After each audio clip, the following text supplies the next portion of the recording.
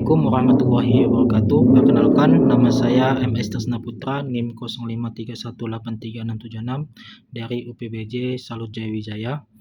Di sini saya akan mempraktekkan mata kuliah manajemen produksi usaha ternak pada pertemuan ketiga, yaitu tentang vaksinasi, di mana vaksinasi adalah bibit penyakit yang sudah dilemahkan yang dimasukkan ke dalam tubuh ayam melalui air minum, injeksi, atau tetes hidung maupun tetes mata, di mana fungsi vaksinasi atau pemberian vaksin pada ayam adalah untuk membentuk dan menambah kekebalan tubuh pada ayam tersebut sehingga terhindar dari penyakit yang menyerang hingga produksi telur menjadi optimal.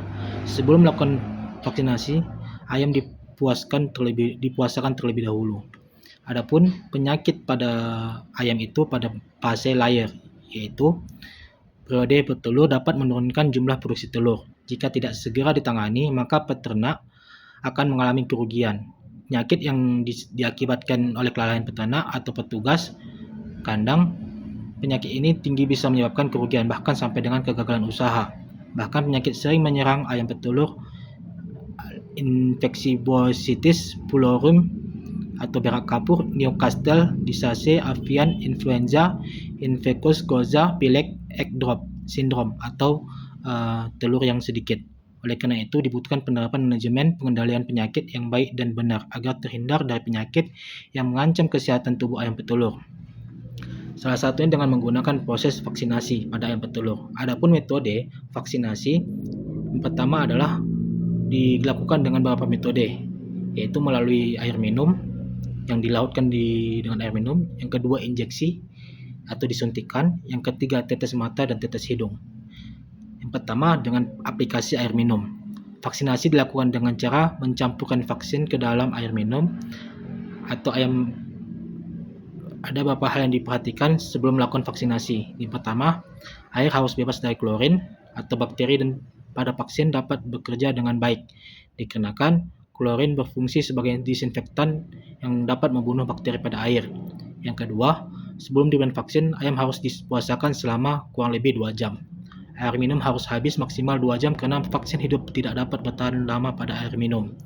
Yang keempat, zat tambahan seperti Vacamune agar vaksin bisa bertahan lebih lama itu diberikan. Dan yang kelima adalah berikan air bersih vaksin secepat mungkin pada semua ayam.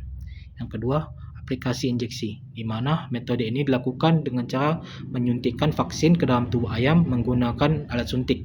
Metode injeksi ini ada 2 cara, yaitu subkuten atau bawah kulit dan intramuskular pada daging atau otot. Injeksi pada subkutan dan intramuskular. Yang pada subkutan dilakukan dengan cara menyuntikkan vaksin melalui bagian bawah kulit. Pada ayam biasanya disuntikan di bagian bawah kulit leher atas karena kulitnya mudah dan ditarik. Yang kedua, intramuskular atau otot daging dilakukan dengan cara menyuntikkan vaksin melalui bagian tubuh ayam pada dagingnya, yaitu dada dan paha. Suntikan pada dada harus dilakukan dengan hati-hati karena meleset sedikit saja dapat mengenai hati ayam dan bisa menyebabkan kematian pada ayam. Sedangkan paha ayam disuntikan pada bagian paha drumstick. Dan yang terakhir adalah menggunakan aplikasi tetes mata dan hidung. Dilakukan dengan cara melarutkan vaksin pada pelarut lalu diletakkan pada mata ayam sebanyak 4 tetes. Pelarut ini digunakan biasanya berwarna biru agar bisa diamati warna biru pada lidah jika vaksinasi berhasil.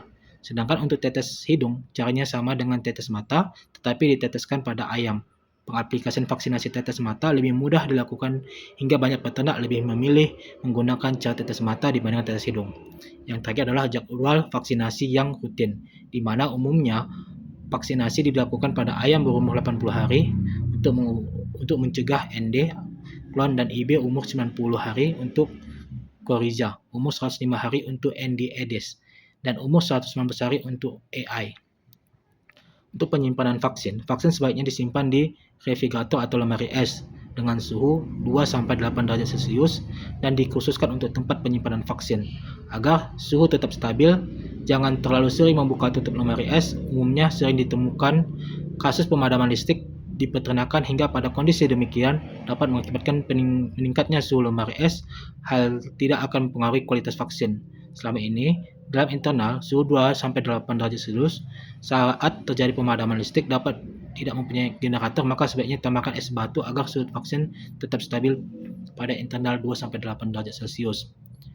Adapun cara-cara dilakukan untuk vaksinasi, yang pertama kita harus melakukan survei dulu kepada peternak untuk melakukan vaksinasi. Yang kedua, kita harus melakukan sosialisasi dan edukasi tentang pentingnya vaksinasi pada peternak ayam. Yang ketiga adalah pelatihan dan pendampingan vaksinasi agar masyarakat atau peternak dapat melakukan vaksinasi mandiri.